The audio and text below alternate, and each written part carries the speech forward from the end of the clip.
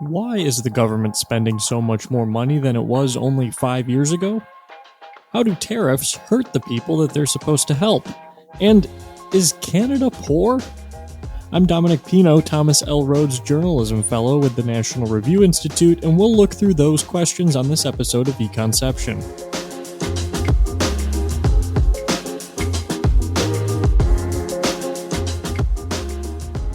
Econception is a podcast of the American Institute for Economic Research that looks at the economic issues of the day and the broader economic concepts behind them.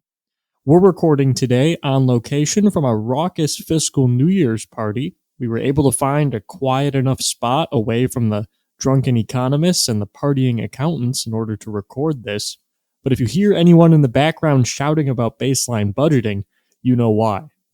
Most people know that the federal government spent a whole bunch of extra money during the COVID pandemic, and there's a case to be made for doing that in a time of national emergency. But now that the COVID pandemic is over and has been for about 2 years, federal spending is still way, way, way higher than it was if it had just stayed on its trend that it was on pre-pandemic, and that trend was already too high. To talk about this issue in more depth, especially in view of the recently concluded fiscal year of 2024. Happy fiscal New Year to everybody, by the way.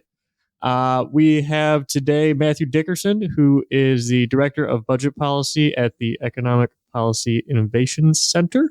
And he's looked at the data and has some interesting insights into what is going on with the budget. So thanks so much for being here. Thanks so much for having me, Dominic. So I guess the first thing is just to sort of set the table. What was the government spending in a year in 2019, and what are they spending in a year now? I don't have the 2019 number right in front of me, but in the fiscal year 2024 that just wrapped up, they spent $6.8 trillion. When that's no surprise, it's much, much higher than we were spending in 2019 before the pandemic. And it's even much higher than what was projected to be spent in 2024 before the Biden-Harris policy agenda started getting enacted. Yeah, maybe that's the better comparison. What were they supposed to be spending if they had just kind of stayed on track? Yeah, so over the last 4 years, the Biden-Harris policy agenda has increased spending by more than $4.8 trillion just over the last 4 years than what the Congressional Budget Office projected right before President Biden came into office. And so that's a 23% increase, equivalent to $36,600 per American household in spending increases. And what has that done to the deficit? Has there been enough revenue to make up for that, or is it just sort of been even more lopsided than it already was? Yeah, so the crazy thing is revenues are actually up as well. Revenues are about $2.2 trillion higher over the last 4 years than the Congressional Budget Office projected they would be over this 4 years before Biden-Harris. But you've heard President Biden say over and over that his policies have reduced the deficit. He's reduced the deficit. Well, that's just completely not true. Over the last 4 years, the deficit is $2.6 trillion higher. We've added trillions of dollars additional to the national debt because of President Biden and Vice President Harris's policies. Yeah, and that deficit was already too high coming in from previous presidents as well of both parties. I mean, we've been on a bad trend in this issue since the early 2000s, which was last time we had an actual budget surplus. So, what is it? How can we be in a situation where revenue is increasing and it is $2 trillion higher than it's supposed to be, and yet we're still coming up $2 trillion a year short of balance? I mean, how can we be taking in that much more money than expected and still coming up way below? Yeah, that's exactly the right question. In fiscal year 2024, we ran a $1.9 trillion deficit. That was twice the size of the deficit that was projected just in 2021 for this year. So that's the right question. Why have President Biden and Vice President Harris's policies increased the deficit so much? And there's two reasons for that, and they're interrelated. The first is intentional policy decisions to increase the size and scope of government and government spending. The administration has done this via executive action, and they've worked with their allies in Congress to increase the size and scope of government and massively increase spending. And the second reason that spending has gone up generally is related to that. It's programs and things that are related to inflation, that are susceptible and sensitive to inflation. The inflation that was caused by excessive government spending over the last several years. And so what would be some examples of those, right? So in what ways have they been expanding government? And then in which programs that we already have are the most susceptible to inflation?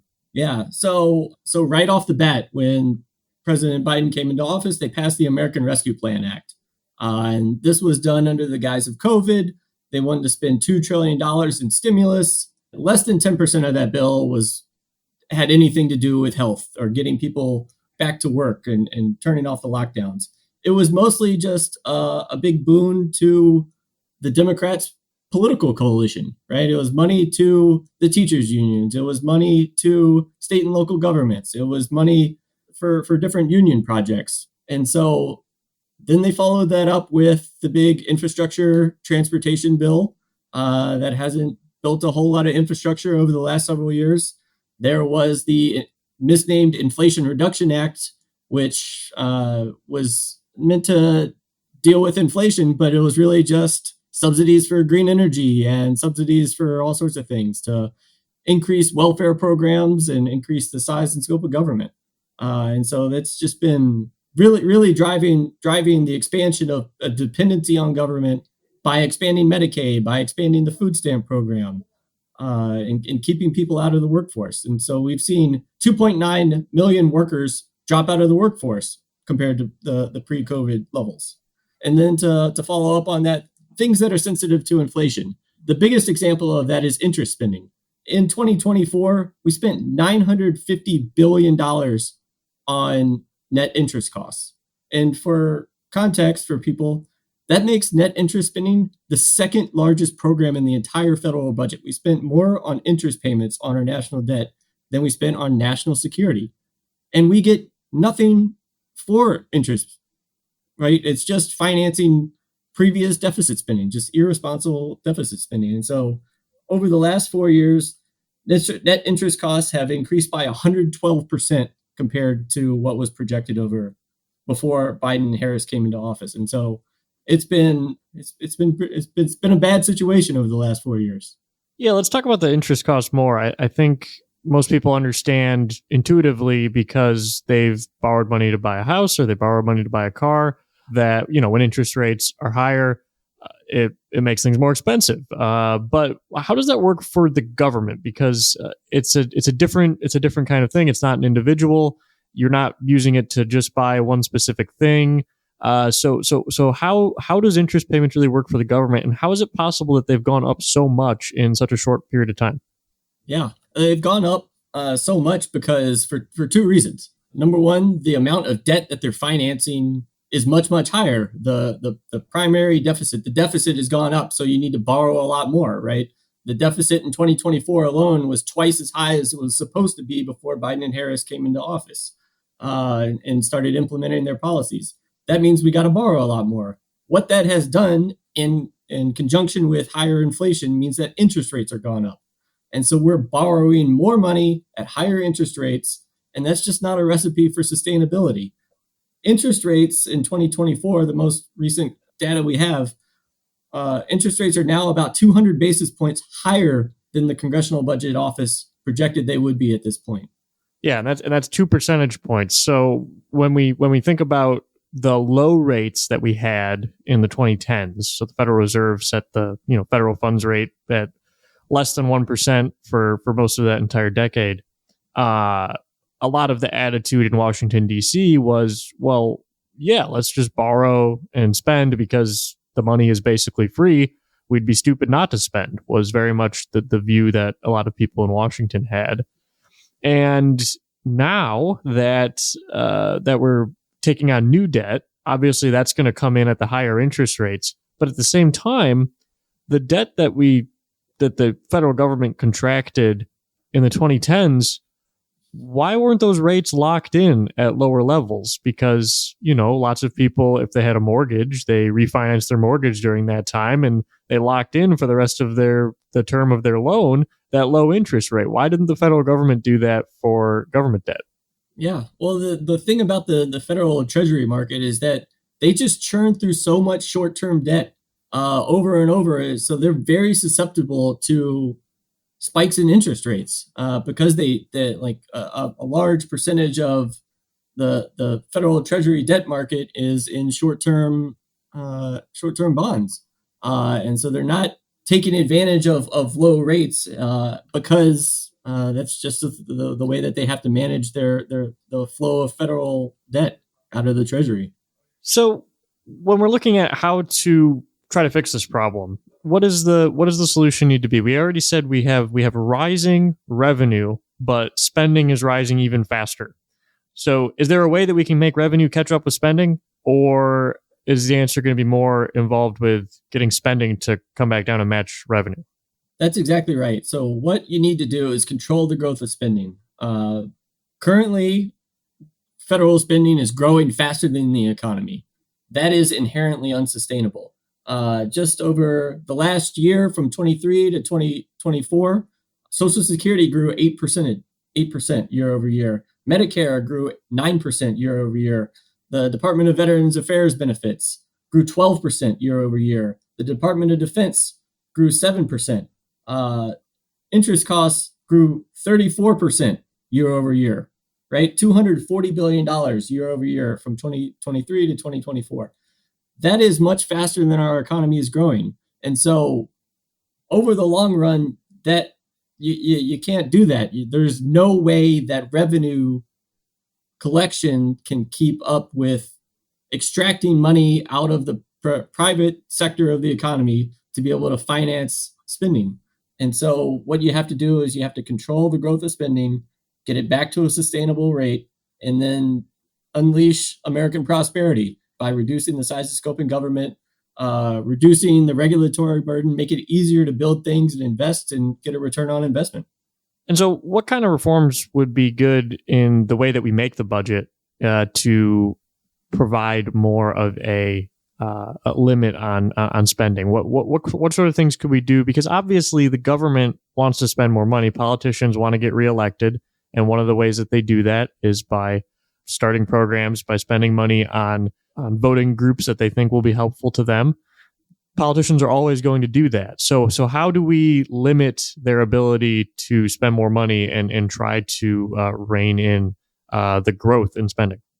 Yeah, I think that's a very perceptive question, like thinking about the way that we make the budget. Because right now, they don't make a budget. Right now, the entire federal budget process that was created in 1974 is all centered around passing the 12 regular discretionary appropriations bills. Those bills make up 27% of annual spending right now. When the budget process was created, that was the last year that discretionary outlays was made up the majority of federal spending. And so right now, Congress spins its wheels, spending all this time thinking about what is a small and shrinking fraction of the federal budget. And so there should be a way for Congress to actually think more holistically about what is actually important. If you look at how the budget process has played out over the last 15 years or so, there's been a series of ad hoc 2-year spending deals, but those spending deals have really only dealt with that discretionary spending that's only a third or 25% of annual federal spending. We should be thinking about ways to implement overall fiscal rules and force those negotiations that are going to happen between Congress and the president, the executive branch, to really think about make those budget deals be more holistic and say, well, for the next 2-year budget deal, we really got to deal with the growth of healthcare spending because that's a large fraction of the budget. It's growing faster than inflation. And so we got to think about ways to actually deliver better healthcare that gets better results. Within 10 years, we're going to have to deal with the expiration of the Social Security Trust Fund. And so there needs to be a deal that happens on that. And there needs to be a forcing mechanism for ways to avert the crisis that is going to be happening when the Social Security Trust Fund is depleted in just 9 years from now. And do you think there's anything that we can learn from state governments on this issue? Because in general, state governments have, first of all, they have balanced budget amendments, which require them to balance their budget, even though many of them still get in lots of debt. But in general, they seem to do a better job on this than the federal government does. What do you think, if anything, that the federal government could learn from the states? Because we don't have to look very far. We have 50 of them, and we could maybe learn something from them. Yeah, that's right. 49 out of the 50 states have some sort of fiscal rule that requires them to either be balanced or control the growth of spending or the growth of the government. And so that's generally been pretty successful. The biggest difference between the states and the federal government, where you might not necessarily be able to learn a lot from them, is that the federal government can print money and they can borrow a lot easier than the states can. So it's not completely analogous, but the thing that you really should be learning from states is that if you have some sort of overall fiscal rule that controls the growth of government, that forces negotiation, that forces actual budgeting, and forces trade-offs to be able to happen. Even in blue states have these types of fiscal rules, then you get actually much better outcomes than the federal government, where our debt equals the size of our entire economy. One of the mechanisms that the federal government does have is the debt limit. And Congress hits this limit, and then they have to go and ask to and make a deal to raise the debt limit. They most recently did this in 2023. Joe Biden and the then Speaker Kevin McCarthy made a deal about the debt limit. And that deal is going to be up next year. So next year, there's going to be a fight over raising the debt limit, and a fight over expanding the Trump tax cuts, and a fight over Obamacare subsidies, all of which sort of expire in 2025. So do you think that next year is going to be a time where, this sort of negotiations you're talking about are actually going to happen because of these built-in deadlines? Yeah, no matter how the election turns out in November, 2025 is going to be one of the most impactful years in terms of fiscal policy in modern American history. On January 1st, the debt limit is reinstated after being suspended for the last year and a half. Since the Fiscal Responsibility Act was enacted, we're going to be racking up $3+ trillion of new additional debt. And so they're going to have to deal with this, the reinstatement of the debt limit. That so-called X date is going to kick in late summer. So maybe by as early as June or as late as the traditional August recess, they're going to have to increase the debt limit. On January 24th, the statutory pay-as-you-go, pay-go, sequestration cuts are slated to kick in, and that would automatically cut $190 billion, including $40+ billion out of Medicare. And so Congress has traditionally turned that off, but that's an important inflection point that they're going to have to deal with by middle to late January. At the end of fiscal year 2025, the statutory caps on discretionary spending are going to expire. So there's going to have to be a negotiation about how much the annual appropriations bills are going to spend.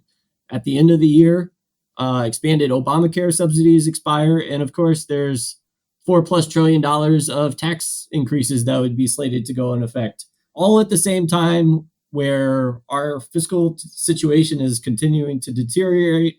And so it's going to be a massive challenge no matter who gets elected, but it's also going to be an amazing opportunity because Congress is going to have to deal with all of these things. They're going to have to negotiate with whoever the president is. And so we absolutely need to be ready to have a good outcome for all of these negotiations. And what does a good outcome look like to you? So I think first and foremost, I think we should prevent massive tax increases on small businesses and working families. I think there's important opportunities to improve the tax code. So you could simplify the tax code, you can make it fair, you can make it more pro-growth. And that can be done in a fiscally responsible way by pairing those continuation and improvements in the tax code with sensible spending reforms. And so you could You could deliver better results for people. You could help people get back into the workforce. You can address inflation by being fiscally responsible. I think you can also do things that would help secure the border in a reconciliation package that combines all these things. And then also you can deal with the debt limit in a responsible way. Going back 40 years, every single deficit reduction deal has been tied around a debt limit increase. And so I think there's an important opportunity to use that as a leverage point to get better results. All right, and let's hope we do, because we can't just keep spending more and more money that we don't have, especially when we are not only are we spending more money, we are spending more than we were supposed to spend even just a couple of years ago. Thanks so much for talking with us about this, and let's hope they figure something out next year. They've got to.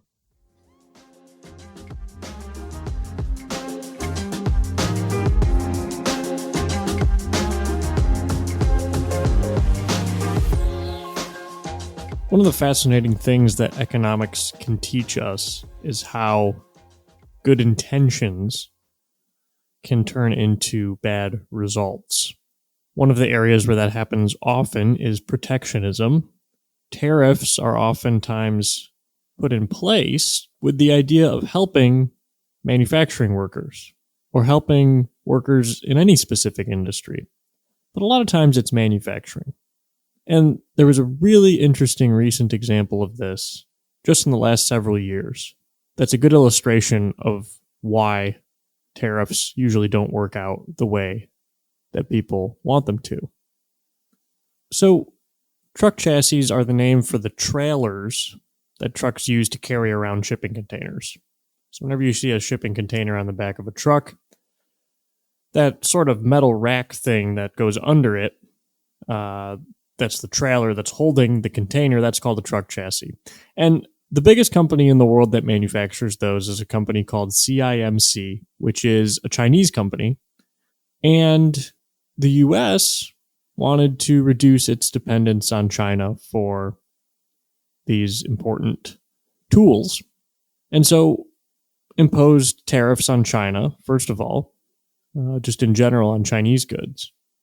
And then on top of that, at the request of domestic manufacturers of truck chassis, imposed crazy high tariffs as an anti-dumping measure.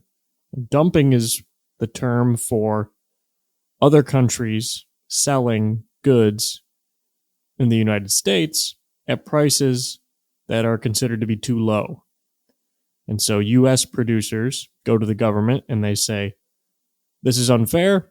Those prices are too low. We can't compete with that. You need to put taxes on that in order to raise the price so that we can compete at our higher price level.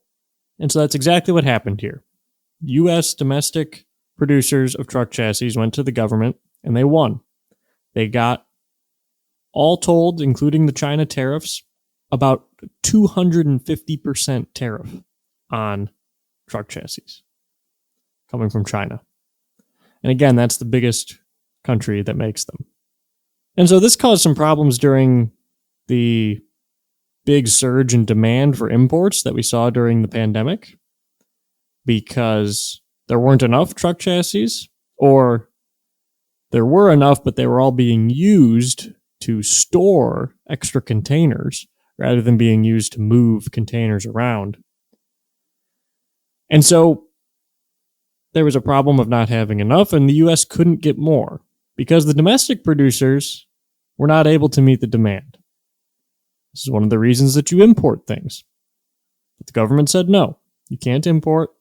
We're going to prevent that, and the domestic producers are going to be able to make up for it. That didn't happen. It took years.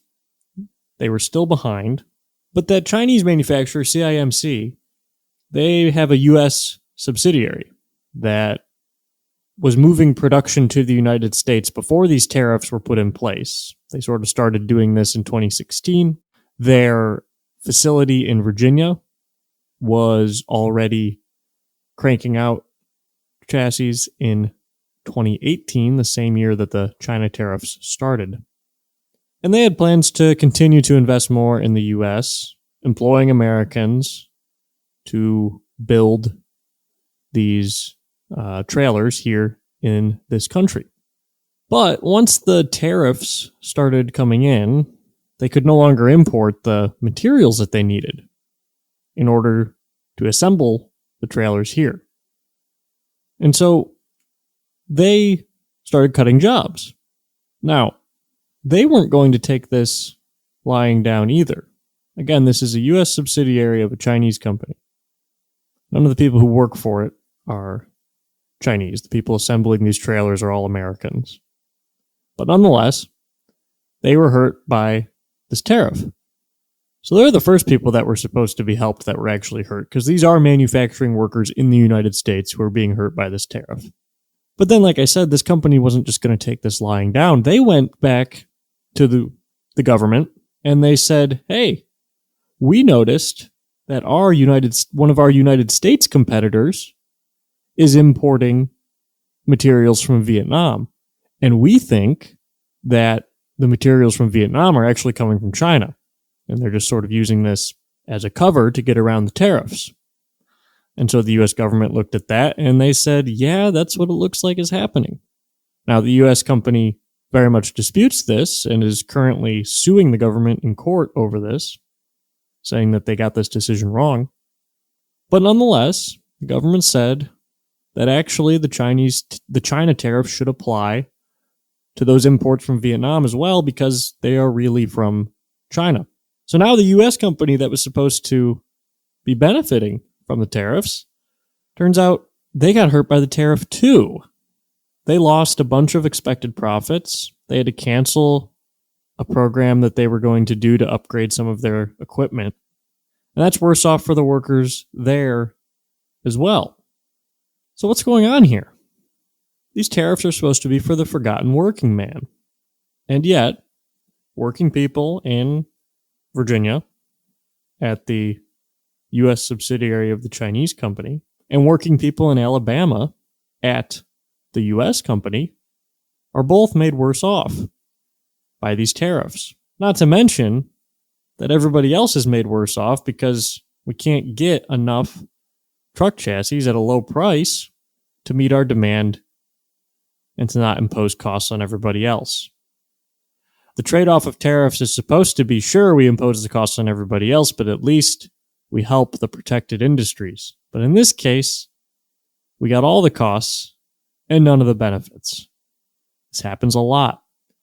The reason is government can't plan in the way that you might be able to think they could in theory. The government doesn't know how best to protect certain industries. They can try to go out and do tariffs and cross their fingers and hope it works, but there's plenty of cases where good intentions end up leading to bad results.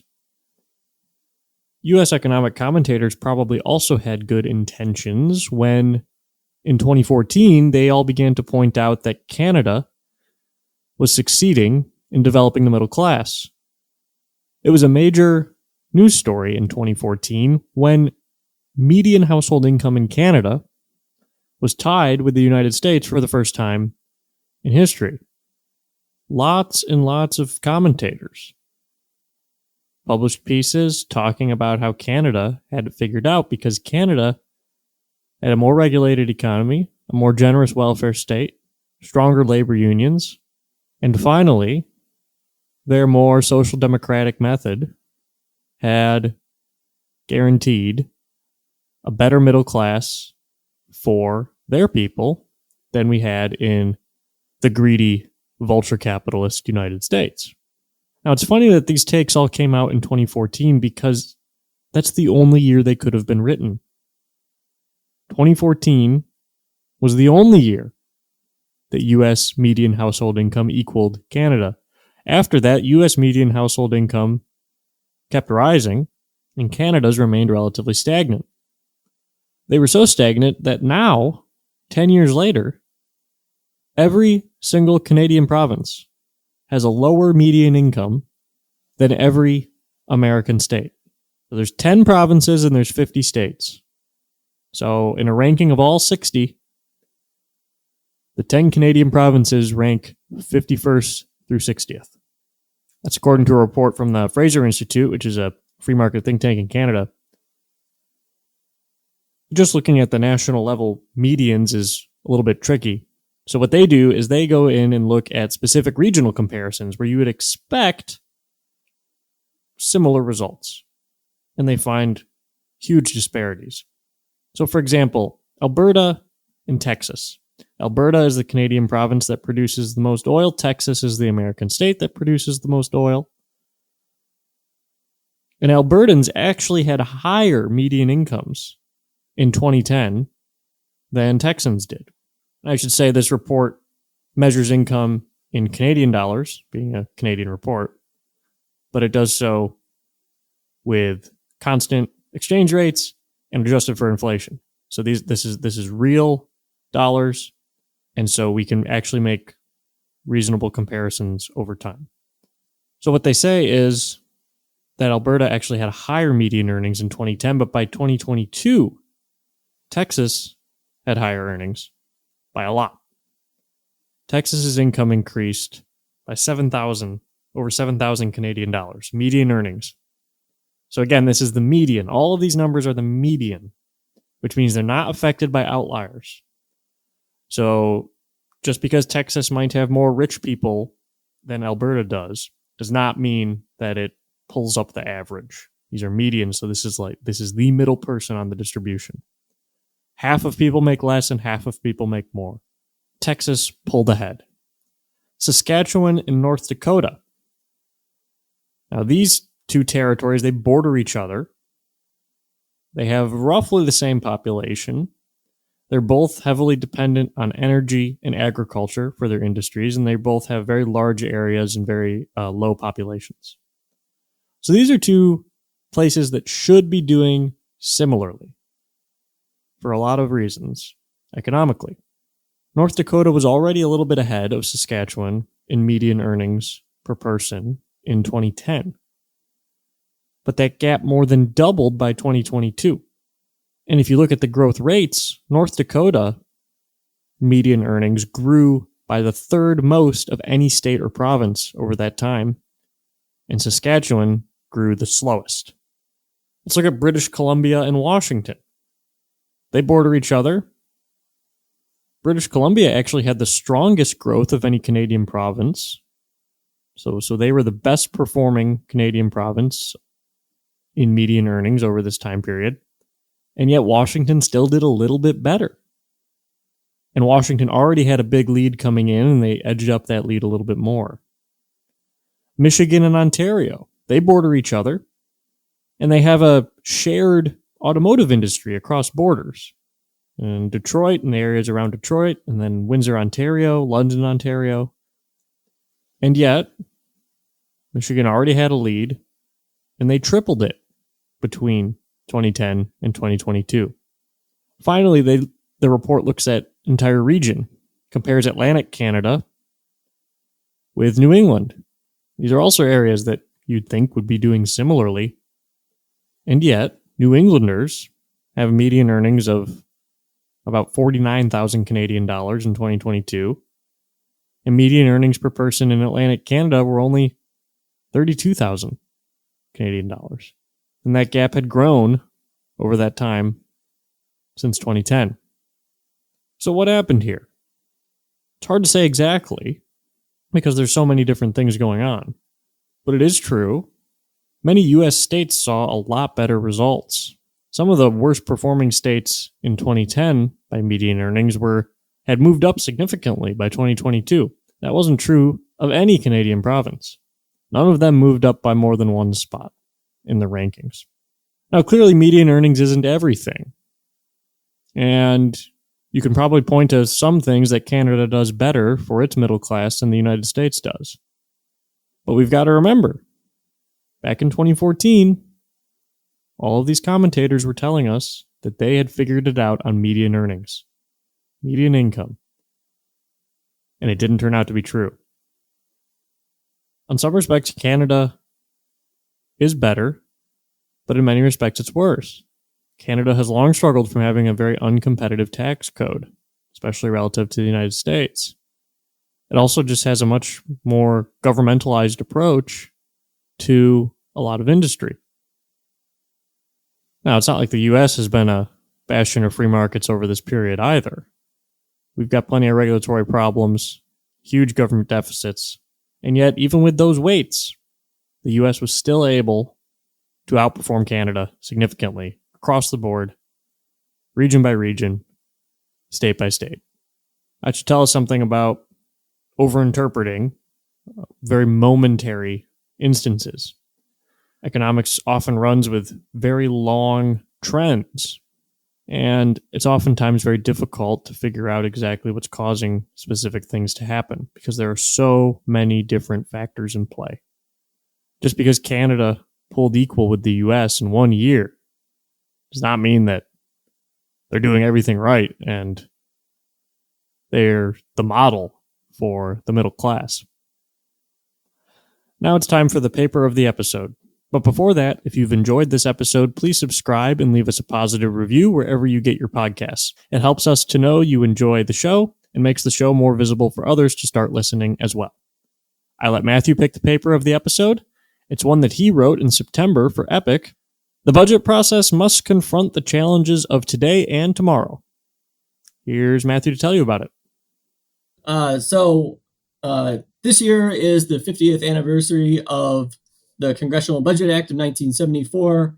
The America First Policy Institute recently had a contest where they were soliciting the best papers that were proposing budget process reform. So I entered a paper called "The Budget Process Must Confront the Challenges of Today and Tomorrow" and got first place. And so the basic thesis of my paper, my report, was that the Budget Act of 1974 was a product of its time and the people who wrote it, right? 1974 was the last year that discretionary spending made up a majority of federal outlays. It was in the middle of 40 years of one-party control of Congress. It was meant to be used to empower Democrats in Congress and weaken the Republican President Nixon. And so over the last 50 years, Congress and the executive branch have shed, either formally or informally, many aspects of the Budget Act. And so if we're going to modernize the budget process, and we should look to revealed preferences and understand that kind of the overly prescriptive processes detailed in the 1974 Act aren't going to be durable. And we should be thinking about what are the challenges of today and tomorrow in terms of fiscal policy, and that's unsustainable spending and the need for broad economic growth. So I propose a series of 37 specific policy reforms that are meant to help modernize the budget process in terms of setting and achieving fiscal goals, increasing transparency, removing some of the inherent biases that were written into the process and some of the processes that the Congressional Budget Office uses. And so we should improve the baseline and scorekeeping rules.